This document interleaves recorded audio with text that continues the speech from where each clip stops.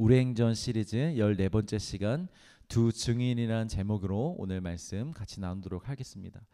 지난주 드디어 7집사 이야기가 다 끝이 났습니다. 결론만 정리해 보자면 성령의 주권적인 역사로 7명의 집사가 선출이 되었습니다. 그런데 다 헬라파 사람들이었죠. 여기에는 분명한 이유가 있었습니다.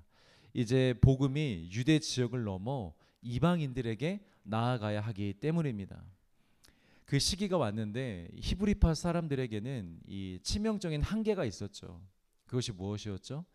이방인들을 대하는 태도입니다. 예수님을 믿게 되었어도 뼛속까지 심겨져 있었던 그 선입견, 편견, 그 선민의식이 있었기 때문에 그들은 이방인들에게 복음을 전하는데 걸림돌이 있었던 거예요. 물론 성령님이 얼마든지 그 한계를 뛰어넘을 수 있으시죠. 그 사람을 바꿀 수 있죠. 어떻게 해서든지 사용할 수 있습니다. 그러나 그 사역을 잘 감당할 수 있는 또 다른 성령의 사람들이 이미 준비되어 있기 때문에 하나님이 그 준비된 자들을 쓰시는 것입니다. 여러분, 하나님은 하나님의 영광을 위해서 무조건 약한 사람들만 쓰시진 않으세요. 하나님이 내가 약한 자들을 들어 강한 자들을 부끄럽게 하신다 그랬잖아요. 그래서 하나님이 일을 하시는데 무조건 못하는 사람, 안 되는 사람, 기적이 필요한 사람만 쓰시지 않는다라는 거죠. 물론 그런 사람들도 쓰실 때가 있지만 하나님은 그 사역을 잘할 수 있는 능력이 있는 사람을 때로 쓰시기도 합니다. 그러니까 사람의 능력은 절대적인 기준이 아니라는 거예요. 하나님의 때에 따라서 사용하시는 게 다르다라는 거예요. 그러면 절대적인 기준은 무엇인가? 하나님이 쓰시는 사람들. 무엇이 절대적인가? 바로 거룩함과 겸손함을 갖춘 영적인 준비입니다. 하나님이 쓰시기에 거룩하게 또 겸손하게 준비된 자들을 하나님이 쓰신다라는 거죠. 우리 디모데후서 2장 21절을 같이 한번 읽겠습니다. 시작. 그러므로 누구든지 이런 것에서 자기를 깨끗하게 하며 귀히 쓰는 그릇이 되어 거룩하고 주인의 쓰심에 합당하며 모든 선한 일에 준비함이 되리라. 아멘. 세상과는 구별된 삶을 살아가는 그 거룩함이 준비된 자들을 하나님이 사용하십니다. 그런데 상황과 환경이 맞다면, 그가 어떠한 그런 능력이 있다면 같은 성령의 사람 중에서도 하나님은 그런 사람들을 거기에 맞춰서 쓰시는 겁니다. 그런데 보통 사람들은 이런 영적인 준비보다 외적인 실력을 중요하게 여겨요. 많은 크리스천들이 그래요. 그래서 다들 거룩을 외치지 않아요. 뭘 외치냐? 은사를 외쳐요. 다들 거룩해지려고 노력하지 않아요. 다들 은사를 찾으려고 노력해요. 내가 어떤 능력으로 쓰임을 받을까? 내게 어떤 능력이 숨겨져 있을까? 지금은 잘 보이지 않지만 분명히 나에게도 뭔가 숨겨 놓으셨겠지? 그 은사가 뭘까?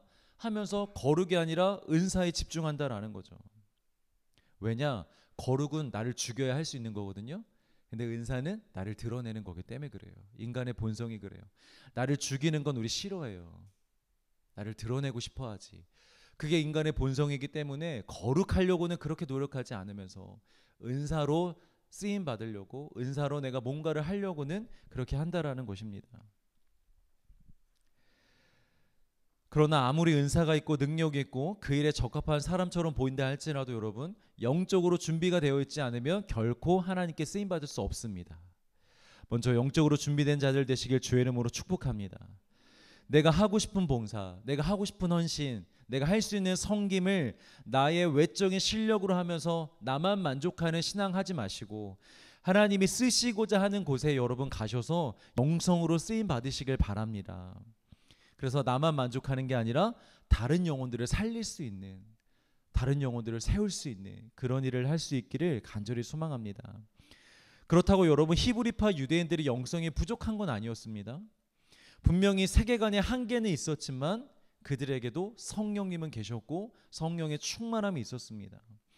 그래서 성령의 일하심과 성령의 뜻에 대하여는 기꺼이 순종하고 따르는 그런 믿음의 충성이 있었습니다. 또 자신과 다른 사람들을 세워줄 수 있는 너그러움과 양보심이 있었다라는 거죠. 여러분, 힘든 일을 나서서 하거나 힘든 명령에 순종하는 것도 위대한 일이지만 때로는 내가 하고 싶고 할 수 있는 일임에도 불구하고 다른 사람에게 양보하는 것도 여러분 위대한 일입니다. 어려운 일 때 제가 하겠습니다, 제가 해보겠습니다 라는 것도 좋은 건데요, 내가 하고 싶고 내가 할 수 있음에도 불구하고 다른 사람들을 그 자리에 세워주는 것, 다른 사람이 스포트라이트를 받게 내가 뒤에 빠져주는 것, 여러분 그것도 굉장히 위대한 일이라는 것이죠. 예수님이 이런 말씀을 하셨어요. 잔치에 가면 항상 어디에 앉아라? 끝자리에 앉아라. 사람들 눈에 잘 안 띄는 끝자리에 앉으라고 하십니다. 좋은 자리, 좋은 것들은, 드러나는 것들은 다른 사람들에게 양보하고 우리는 보이지 않는 곳에 항상 있으라는 거예요. 왜냐? 그게 진짜 힘이고 권위이고 영향력이라는 것입니다. 우리가 끝자리에 스스로 가서 앉을 때, 내가 뒤로 빠질 때 하나님의 그런 우리를 높이 세워주실 줄 믿습니다. 이건 성경적인 원리예요. 내가 높아지려고 하고 내가 인정받으려고 하면 우리는 너무 가벼운 사람이 되는 거예요. 여러분 실제로 그렇잖아요. 사람이 모를 것 같죠, 여러분. 내가 인정받고 싶어하는 거 나 빼고 다른 사람 다 압니다. 아, 쟤 지금 인정받고 싶구나. 뭔가 좀 드러내 보이고 싶구나. 이거 다 압니다. 그거 굉장히 부끄러운 거예요. 여러분 그렇게 살지 마시고 늘 먼저 겸손하게 뒤로 빠지시고 다른 사람들 세워주시고 그런 사람 되시길 바랍니다. 그러면 하나님도 여러분 인정하지만 사람들 눈에도 보여요. 겸손한 사람이구나. 저 사람 말에는 힘이 있겠구나. 할렐루야. 자, 이제 오늘 본문으로 넘어가 볼게요. 7명의 집사가 선출된 이후 성경은 그 중에 한 집사에게 집중하고 있습니다. 우리 8절을 같이 한번 읽어보겠습니다. 시작. 스데반이 은혜와 권능이 충만하여 큰 기사와 표적을 민간에 행하니. 여러분들이 잘 아시는 7명의 집사 중에 가장 유명한 집사 스데반 집사입니다. 스데반이 왜 유명하냐면 예수님 외에 성경에서 가장 첫 번째로 기록된 순교자이기 때문입니다. 그래서 이 스데반이 굉장히 중요합니다. 그런데 오늘은 이 스데반이 어쩌다가 순교까지 하게 되는지 그 배경에 대해서만 오늘은 좀 살펴보고 다음 주에 그 내용을 살펴볼게요. 자, 지난 본문에서 집사를 뽑을 때의 기준이 뭐였죠? 성령과 지혜가 충만한 사람이었습니다. 그래서 스데반 집사가 뽑힌 거였어요. 성령과 지혜가 충만했기 때문에. 그런데 오늘 본문에서는 또다시 뭐가 또 충만하다고 설명하고 있습니까? 은혜와 권능이 충만하다고 합니다. 여러분 이것이 바로 성령의 충만함의 능력인 줄 믿으시길 바랍니다. 여러분 성령의 충만함은요 말 그대로 흘러 넘치는 충만함이에요. 그래서 성령이 충만하면 단순히 어느 한 부분만 충만해지는 것이 아니고요 우리의 모든 면이 다 충만해지는 것입니다. 온갖 문제를 푸는 지혜도 충만해지고 또 다른 사람들에게 선한 영향력을 끼치고 생명을 살리는 은혜도 충만해지고 또 악한 세력, 영적인 전쟁에서 싸워서 이길 수 있는 권능도 충만해지는 것입니다. 그러니까 하나님의 충만은 여러분 종합 세트예요. 종합 세트. 믿으시길 바랍니다. 제가 어렸을 때 아버지 친구분들이 저희 집에 찾아오실 때가 많았었는데 그때 대부분의 아저씨들이 꼭 사오는 게 있었어요. 제가 그 선물을 너무 좋아했었는데 혜태 과자 종합 세트. 그걸 받으면 정말 세상을 다 가진 것 같았어요. 정말 다 가진 거죠. 실제로. 왜 그렇습니까? 그때 원하는 게 뭐 그거밖에 더 있겠어요? 깎아 먹고 싶잖아요. 어렸을 때는. 하물며 여러분 성령의 충만함은요 얼마나 좋은 것이겠습니까? 우리가 영적으로 원하는 모든 것을 이룰 수 있는 능력입니다. 우리가 영적으로 소망하는 그 모든 것들을 이룰 수 있는 능력입니다. 또한 이 세상을 살아가는 데도 필요한 모든 능력을 다 갖게 되는 거예요. 무엇이? 성령의 충만함이. 정말 성령과 성령의 충만함을 사모하시는 자들 되시길 축복합니다. 여러분 사모하시고 날마다 구하세요. 우리 포항에 선교 간 사람들은 같이 말씀으로 나눴지만 여러분 구할 때 전심으로 구해야 됩니다. 아 나도 성령의 충만함이 있었으면 좋겠다. 있기를 원한다. 이렇게 여러분 생각만 하고 있다고 그렇게 되지 않아요. 전심으로 기도하셔야 됩니다. 무릎 꿇고 아침마다 순간순간마다 성령님을 사모하고 구하셔야 그 능력이 진짜 나의 능력이 되는 거예요. 자, 스데반이 성령의 충만하니 어떤 역사가 일어났습니까? 기사와 표적이 민간에게 행해졌다고 합니다. 사람들 안에서. 여기서 민간에게 행해졌다라는 것은 그의 직분과도 관련이 있거든요. 여러분 스데반 직분이 무엇이라 그랬죠? 집사라 그랬잖아요. 집사는 무엇을 하는 사람? 성도들의 삶을 돌보고 성도들을 섬기는 사람. 즉 어떤 대외적인 복음 전파 사역이 아닌 성도들의 삶 속으로 들어가서 그들의 필요를 돕고 그들의 필요를 채우는 일을 하는 사람들이었어요. 그런데 성도들에게는 단순히 어떤 구제나 행정적인 도움만 필요했던 것은 아닙니다. 이 당시 아직 복음이 체계화되기 이전이고 말씀을 가르치는 것도 12사도가 전부였습니다. 그러니까 부족했다라는 거예요. 그래서 대부분의 성도들이 복음은 이제 받아들였지만, 예수를 믿게 되었지만 구체적으로 그 자세한 내용들에 대한 궁금함이 있었어요. 갈증들이 있었어요. 그리고 여러분, 원래 복음 전파는 사도들만 해야 되는 것은 아닙니다. 공식적인 자리, 대외적인 자리에서는 사도들이 전하지만 일상의 삶과 사람들과의 관계 안에서는 그리스도인이라면 누구든지 복음을 전해야 됩니다. 예수님을 전해야 됩니다. 왜냐? 그것은 모든 믿는 자들에게 주시는 예수님의 사명이기 때문입니다. 우리 사도행전 1장 8절 말씀, 성령을 받고 증인이 되리라 라는 말씀 있잖아요. 이게 12 제자들에게만 주신 말씀이 아니에요. 성령을 받는 모든 그리스도인들에게 주시는 말씀이에요. 너희가 성령을 받으면 나의 증인이 될 거야. 복음을 전하고 복음을 가르치는 증인이 될 거야 라고 명령하신 것입니다. 그래서 스데반 집사님도요, 교회를 섬기는 행정적인 일도 열심히 했지만 그와 더불어 그리스도인의 사명, 삶 속에서 예수님을 증거하는 삶, 예수님을 전하는 삶, 충성되게 행하였다라는 것입니다. 그리고 여기에 나오는 기사와 표적은 단순한 기적이 아니고 그의 말과 행동, 또한 그를 통해 일어난 하나님의 역사들로 인하여 하나님의 살아계심과 그가 전하는 복음이 진짜라는 확실한 증거가 사람들 눈에 보여졌다라는 거예요. 가르치고 끝난 게 아니라 스데반이 행하는 그 모든 복음의 행위를 통하여 사람들이 하나님이 살아계시는구나, 이 복음이 진짜구나 라고 확신할 수 있었다라는 것입니다. 사랑하는 성도 여러분, 저와 여러분들의 삶이 이런 삶이 되기를 주의 이름으로 축복합니다. 우리의 말과 행동, 우리의 기도의 응답을 통해 하나님의 살아계심이 증거되는 삶이 되기를 간절히 소망합니다. 그리고 복음이 가치가 없고 무의미하고 힘이 없고 능력이 없고 미련한 것이라고 여기는 그 사람들에게 아니야, 복음은 하나님의 능력이야 라는 것을 보여줄 수 있는, 증거할 수 있는 삶이 우리의 삶이 되기를 간절히 소망합니다.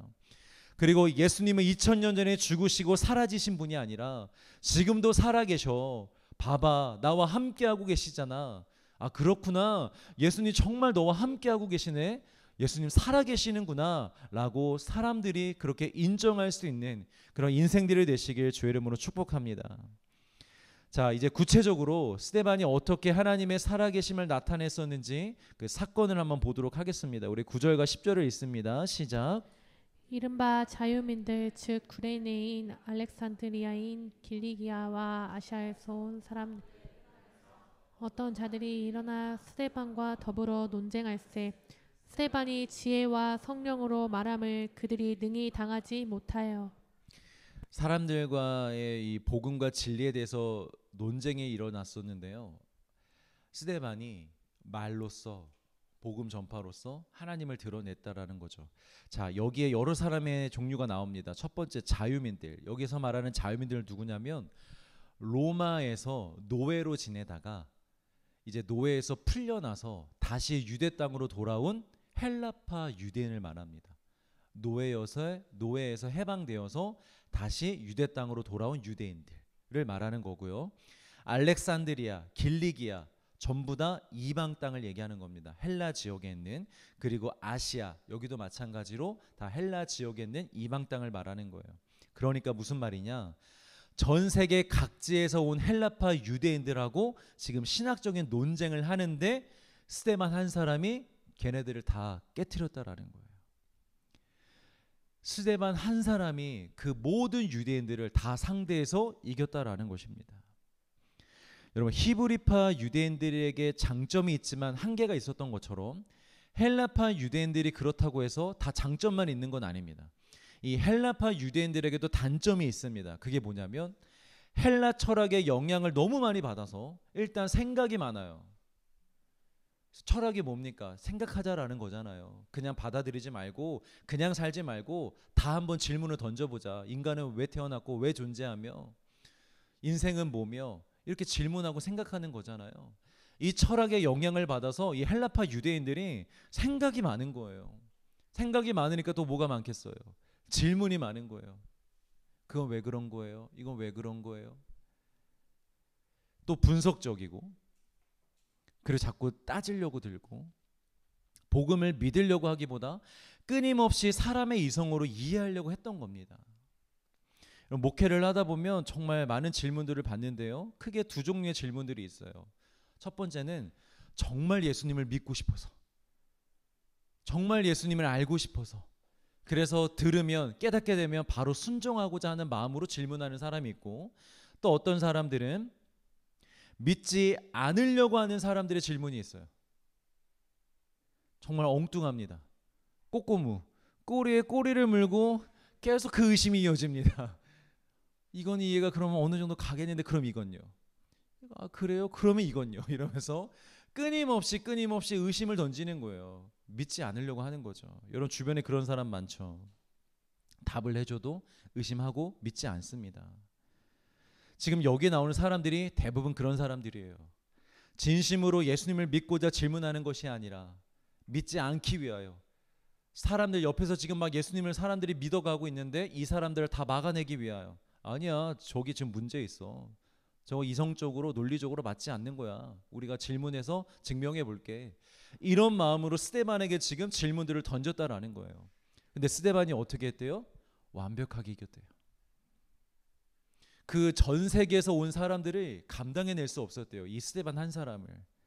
이것이 바로 성령의 지혜입니다. 할렐루야. 여러분 그런데 우리는 어떻습니까? 평소에 우리 가족들이 질문만 해도 대답하기 어렵잖아요. 가족들이나 친구들하고 논쟁하면 늘 화내는 건 누구예요? 우리예요. 그 사람들이 화 안 내요. 늘 우리가 화가 나요. 답답해요. 아 그냥 좀 믿으라고. 아 나도 잘은 모르지만 됐어 너랑 얘기 안 해. 이러면서 늘 분노하는 건 우리예요. 오히려 우리가 당하죠. 여러분 가족과 친구들과 지인들의 구원을 정말 간절히 바라십니까? 그러면 우리 열심히 마음만 품지 말고 또 열심히 기도도 해야 되지만 먼저 성령의 충만함을 받기를, 지혜의 충만함을 얻기를 간절히 소망합니다. 그래서 가족들과의 대화에서, 친구들과의 대화에서 논쟁에서 이기기 위함이 아니라 아싸 역시 너 나한테 안 돼 이렇게 하려고 하는 게 아니라 정말 그들이 복음을 이해하고 받아들일 수 있도록, 우리가 잘 설명할 수 있도록 그렇게 지혜로 준비된 우리가 되기를 간절히 소망합니다. 명심하십시오 여러분, 지식이 아닙니다. 성령입니다. 성경을 많이 아는 지식이 필요한 게 아니고요. 물론 지식이 필요하지만 무엇보다 절대적으로 중요한 건 성령입니다. 스데반이 이 헬라파 사람이고 철학을 배웠다고 해서 그쪽에서 그들보다 더 뛰어났기 때문에 그들을 이긴 게 아니에요. 이 스데반도 헬라파 사람이잖아요. 근데 그 헬라파 사람들 중에서도 뛰어났기 때문에 그들을 이겼다는 소리가 아니라, 같지만 똑같은 레벨이지만 다른 한 가지 성령의 충만함, 그 성령의 지혜가 있었기 때문에 스데반이 이길 수 있었다라는 것이죠. 여러분 우리도 성령의 능력과 지혜로 살아봅시다. 세상이 능히 우리를 당해내지 못하도록 지혜롭게 말하고 행동하는 그런 인생이 되기를 소망합니다. 자 이제 문제가 이제 지금부터 이제 발생되는 거예요. 그들이 당해내지 못하자 어떻게 하냐면, 아 알겠다 우리가 졌다, 우리 이제 예수님 믿을게 하는 것이 아니라 이제 스데반을 죽이려고 합니다. 예수님 때도 그랬죠. 종교 지도자들이 수차례 예수님을 무너뜨리고자 논쟁을 시비를 걸었어요. 근데 그때마다 누가 이겼어요? 예수님이 이겼죠. 당연히. 어떻게 예수님을 감당해냅니까? 예수님이 지혜 자체이신데. 예수님이 다 이기셨어요. 그랬더니 종교 지도자를 인정했나요 예수님을? 아니요. 죽이기로 합니다. 야 우리가 말로는 못 이기겠다, 그냥 갔다가 죽여버리자, 이렇게 마음을 먹어요. 여러분 세상이 그렇습니다. 우리가 세상에게 뭘 잘 보여주고 그들을 납득시키고 설득시키면 그들이 우리를 인정해 줄까요? 그들이 예수를 믿을까요? 아니요 여러분, 안 믿어요. 우리가 인간적으로 설득하고 우리가 인간적으로 이해시켜 준다고 예수님을 안 믿으려고 한 사람들이 성령 없이 예수님을 믿지 않습니다. 그들에게 성령의 은혜가 있어야 돼요. 하나님의 은혜가 있어야 예수님을 믿는 거예요. 근데 그것이 없이 그냥 어떤 설득이나 납득이나 이해론만 접근하게 되다 보면 오히려 그들은 더 반감이 들어요. 더 화를 낼 거예요. 그래서 죽이기로 결정을 합니다. 이 사람들이. 복음을 듣고 믿는 자들도 있지만 반대로 복음 앞에서 할 말을 잃고 완전히 마음을 닫아버린 사람이 있는 거죠. 자, 우리 11절 같이 한번 읽겠습니다. 11절과 12절 시작. 사람들을 매수하여 말하게 하되 이 사람이 모세와 하나님을 모독하는 말을 하는 것을 우리가 들었노라 하게 하고 백성과 장로와 서기관들을 충동시켜 와서 잡아가지고 공회에 이르러. 이 헬라파 사람들이요, 종교 지도자들이나 할 법한 악행을 저지릅니다. 사람을 매수합니다. 법정에서 거짓으로 증언해줄 사람을 돈으로 사버립니다. 이 당시에 여러분 CCTV가 있었겠습니까? 아니면 핸드폰 녹음기가 있었겠습니까? 법정에서 유일하게 인정되는 증거가 무엇이냐? 사람의 입을 통한 증언입니다. 그게 전부예요. 법정에서. 그래서 여러분 10계명 중에 이게 포함되어 있어요. 9번째 계명. 내 이웃에 대하여 거짓 증언하지 말라. 그러니까 당시에 이 문제가 얼마나 큰 문제였냐면 10계명에 기록될 정도였어요. 사람들의 말 한마디에 돈에 매수되어 가지고 잘못 증언하는 그 한마디에 사람들이 많이 죽어나갔어요. 확실하게 보이지도 않고 알 수도 없는데 사람들이 증언하면 그게 그냥 다 맞다고 여겨지는 시대였기 때문에 이게 지금 10계명에 기록될 정도란 말이에요. 요즘에도 위증은 범죄로 여겨지지만 당시에는 정말 큰 범죄였습니다. 멀쩡한 사람들도 다 죽일 수 있는 것이었습니다. 그런데 이 헬라파 유대인들이요, 스데반을 죽이기 위해서 그 증인을 매수했다라는 거예요.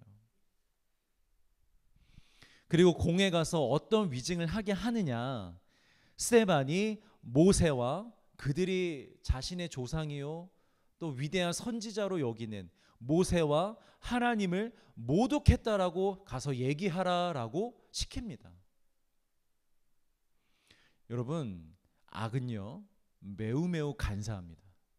사탄은요 멍청하지 않습니다. 여러분, 악은 결코 멍청하지 않습니다. 매우 간사합니다.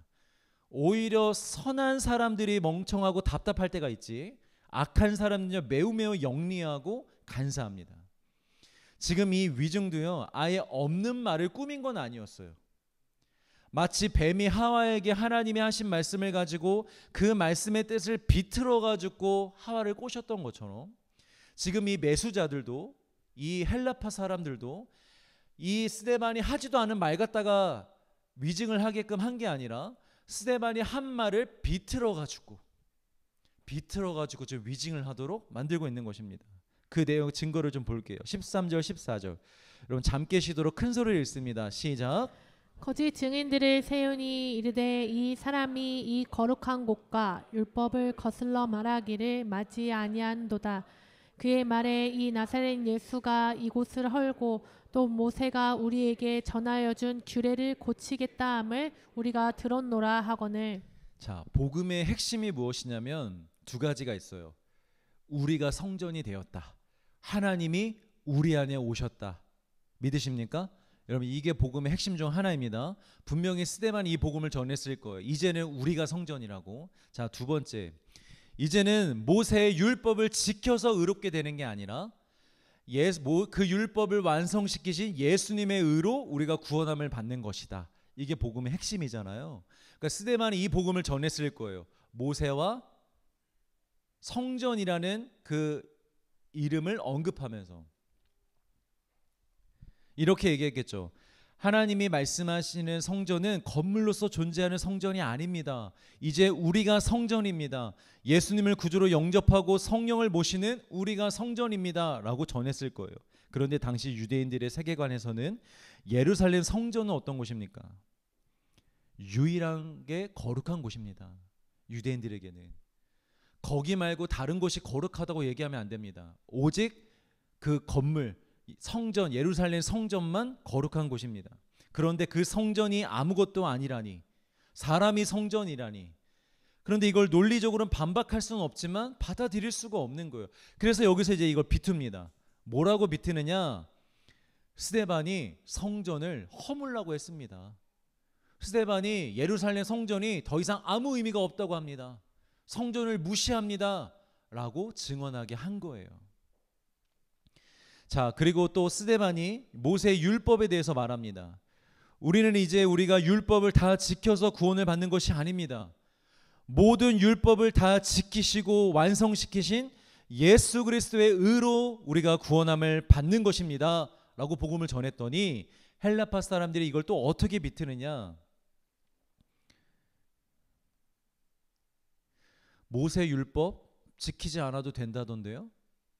모세 율법 아무것도 이제 아니라는데요? 라고 이렇게 비틀어서 증언을 하게 하는 거예요. 아니죠, 여러분. 예수님도 말씀하셨지만 예수님은 율법을 폐하러 오신 것이 아닙니다. 예수의 의로 거듭난 사람들은 율법을 버리지 않습니다, 여러분. 구원을 받았다고 막 살지 않습니다. 오히려 더욱더 주의 말씀과 계명을 따라 살게 되어 있습니다. 왜냐하면 율법의 핵심은 사랑입니다. 하나님 사랑, 이웃 사랑. 하나님을 사랑해야 하나님과의 관계에서 주어진 율법을 지킬 수가 있는 것이고요. 이웃을 사랑해야 이웃 간의 관계에서 주어진 율법을 지킬 수가 있는 거예요. 이웃의 것을 탐내지 말아라는 율법, 이거 어떻게 지킬 수 있어요? 이웃을 사랑해야죠. 사랑하지 않으면 탐내게 되는 거예요. 빼앗고 싶은 거예요. 질투 나는 거예요. 배 아픈 거예요. 사랑하면 근데 그런 마음이 극복할 수 있고 그 율법을 따를 수가 있는 것입니다. 그러나 이전에는 이 사랑이 없었다라는 거예요. 이사야서 29장 13절 시작. 주께서 이르시되 이 백성이 입으로는 나를 가까이하며 입술로는 나를 공경하나 그들의 마음은 내게서 멀리 떠났나니 그들이 나를 경외함은 사람의 계명으로 가르침을 받았을 뿐이라. 인간이 율법을 온전히 지킬 수 없는 이유입니다. 예수님을 만나지 못한 인간들의 마음의 상태는 전부 지금 이 상태입니다. 배워서는 압니다. 배워서 고백할 수는 있습니다. 해야 한다고 하니 하기까지는 할 수 있습니다. 그러나 마음으로는 하나님을 공경하지를 못했습니다. 마음으로는 진심으로 하나님을 사랑하지는 못했습니다. 그런 상태에 있다 보니까 하나님의 율법을 완전히 지킬 수가 없었던 것입니다. 그러나 이제 진실로 복음을 만나게 되면, 그 하나님의 사랑을 진실로 만나게 되면 우리 안에 하나님의 사랑으로 가득하게 됩니다. 그래서 그 사랑으로 가득하게 되면 그때부터 우리에게 반응이 일어나게 되는데, 어떤 반응이 일어나냐면 사랑을 하게 됩니다. 여러분 사랑을 받잖아요. 사랑을 하게 됩니다. 근데 사랑을 많이 받지 못하면 꼭 남녀 간의 사랑만이 아니라 부모의 사랑, 또 친구 공동체의 사랑, 친구들의 사랑, 이런 사랑을 많이 받지 못하면 내 안에서 줄 수 있는 사랑조차도 없습니다. 사랑을 받아야만 사랑을 줄 수 있는 거예요. 근데 여러분, 하나님의 사랑은 엄청 큰 사랑이잖아요. 그 사랑을 받으면 우리가 그동안 받지 못했던 모든 사랑의 결핍들이 다 채워집니다. 그래서 그때부터 우리는 사랑할 수 있는 사람이 됩니다. 첫 번째, 하나님을 사랑하게 됩니다. 노력하지 않아도 돼요, 여러분. 하나님의 사랑을 깨달으면 하나님을 사랑하게 됩니다. 이웃에 대한 사랑, 노력하지 않아도 돼요. 하나님의 사랑이 우리에게 임하면 우리가 하나님의 사랑으로 사랑할 수밖에 없습니다. 포항에 선교 다녀오신 분들, 여러분 가셔서 청년들 보시고 어떠셨어요? 청년들에 대한 사랑하는 마음이 있으셨나요? 그 마음이 여러분 억지로 만드신 건가요? 나 지금 선교 왔어, 정신 차려, 나 쟤네들 지금 사랑해야 돼, 이렇게 막 이렇게 하셨나요? 아니잖아요. 선교를 가고자 했을 때 여러분들이 하나님의 사랑으로 채워져 있었기 때문에 가서 그들을 기꺼이 사랑할 수 있었던 것입니다. 여러분, 이렇게 사랑이 넘쳐나게 되면 그때부터는요, 주의 계명이 더 이상 짐이 아닙니다. 하나님의 말씀, 율법이 짐이 아닙니다. 기쁨으로 기꺼이 지킬 수 있는 사랑의 대화가 되는 것입니다. 믿으시길 바랍니다. 여러분, 이게 복음이거든요. 그러니까 스데반이 이 복음을 전하였던 거였어요. 율법을 없애자라는 게 아니라 사랑이 먼저고 은혜가 먼저고 복음이 먼저야. 그러면 율법은 그렇게 지켜져 갈 수 있어. 이것을 말했던 건데 그 사람들이 비틀어 버린 것입니다. 그래서 스데반이 잡혀가게 됩니다. 자, 여기까지가 오늘 본문의 내용입니다. 이제 마지막으로 한 가지만 생각해보고 마칩시다. 오늘 본문에 두 종류의 증인이 등장합니다. 한 증인들은 돈의 매수가 되어서 사람을 죽이는 거짓 증언을 하고 있습니다. 그런데 한 증인은 자신이 죽을지언정 사람을 살리는 참된 증언을 하고 있다라는 거예요. 다시 한번 제가 말씀드릴게요. 어떤 사람들은 돈의 매수가 되어서 사람을 죽이는 거짓 증언을 하고 있고, 어떤 사람은 자신이 죽을지언정 사람을 살리는 참된 증언을 하고 있다라는 거예요. 여기서 질문 드립니다. 우리는 매수된 거짓된 증인입니까? 아니면 사람을 살리는 참된 증인입니까?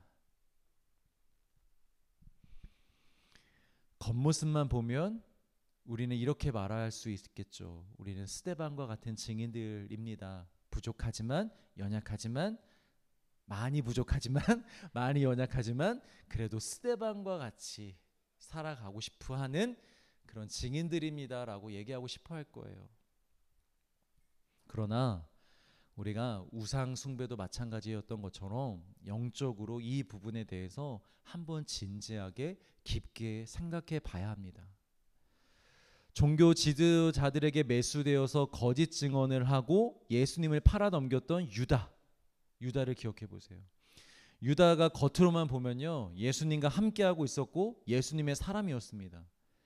예수님 외에는 유다 마음에서 그런 일이 벌어지고 있는지 아무도 몰랐습니다. 옆에 있던 동료들도 유다가 그런 사람일 줄은, 그런 마음을 품고 있었을 줄은, 정말 예수님의 팔 줄은 아무도 몰랐습니다. 심지어 유다조차도 몰랐을 거예요. 내가 예수님을 팔 거라고는.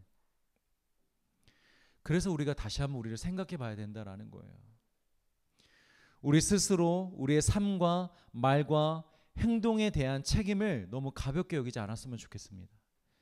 여러분, 우리의 모든 삶과 우리가 하는 말, 우리가 하는 행동이요, 아무리 그 영향력이 작다고 할지라도요, 그에 따른 책임은 우리가 져야 됩니다. 이걸 꼭 기억하셔야 돼요. 우리의 삶에 대한 책임 누가 지느냐? 결국엔 내가 지는 거예요. 내가 하는 말, 내가 하는 행동, 그 모든 것들에 대한 책임 누가 져야 됩니까? 내가 져야 돼요, 여러분. 그래서 중요한 거예요. 그래서 그냥 넘어갈 수가 없어요. 어쩌면 우리도 우리 모르게 사탄의 유혹과 시험에 걸려들어서 복음을 비틀어서 증언하며 살고 있을지도 모릅니다. 어쩌면 우리도, 저도, 여러분들도. 여러분, 증언이요, 저처럼 이렇게 마이크를 잡고 꼭 설교를 하고 뭔가를 얘기하는 것만 증언이 아니에요. 평소에 사람들 앞에서 보여지는 우리의 언행, 말, 행동, 삶의 가치관, 추구하는 것, 권면한다고 상담한다고 얘기해 주는 것, 그 모든 것이 여러분 증언하는 거예요. 인생을 통하여 무엇인가를 증언하는 것입니다. 어떤 경우는 말로 직접적으로 비틀어진 복음을 전하는 자들이 있습니다. 근데 이 대부분은 사역자들이 범하는 죄이긴 해요. 그런데 간혹 평신도 중에서도 이 성경을 자신만의 해석으로, 자신만의 생각으로 사람들에게 어떤 상담이라는 명목으로, 권면이라는 명목으로 그렇게 삐뚤어진 복음을 전하는 사람들이 있다라는 거죠. 여러분, 우리가 보통 동생들이나 친구들이나 상담 많이 하잖아요. 이것도 조심하셔야 됩니다, 여러분. 내가 혹시나 하나님의 뜻이 아닌 삐뚤어진 복음, 잘못된 복음을 이 사람에게 전할 수 있어요. 얼마든지. 목회자들도 늘 깨어 기도해야 돼요. 목회자라고 여러분 다 그러지 못할 수 있습니다. 조심하셔야 됩니다. 경계하셔야 됩니다. 내가 지금 하는 말이 정말 이 영혼을 살리는 권면인지, 아니면 그냥 내 생각과 내 경험을 지금 얘기해 주고 있는 것인지 우리가 분별할 수 있어야 됩니다. 그리고 여기에 더해 평소의 삶과 언행으로 잘못된 복음을 증언할 수도 있습니다. 우리가 의도하진 않았는데, 하려고 하진 않았는데 내 삶이 그렇게 증언이 되고 있을 수 있다라는 거예요. 예를 들면 우리가 여러분 세상을 살아가면서 예수님을 믿는다라고 하면서 세상을 두려워합니다. 그러면 그게 세상 사람들에게 뭐가 어떤 것이 증언이 되는 거예요? 교회를 다녀도 세상이 더 세구나. 예수님보다 세상이 더 높은 거구나. 그러니까 쟤네들이 교회를 다니면서 저렇게 두려워하겠지. 교회 다녀도 별거 없구나. 교회 다녀도 세상에 지는 거구나. 라는 그런 그 내용이, 그 가치관이 나도 모르게 나를 통하여 그렇게 증언이 되어져 있고 있는 거예요, 여러분. 또 우리가 교회 가서 나 오늘 힘든 일이 있어. 나 오늘 교회 가서 기도할 거야. 야, 우리 회의하자. 우리 좀 뭔가 계획해보자. 나는 교회 가서 먼저 기도할게.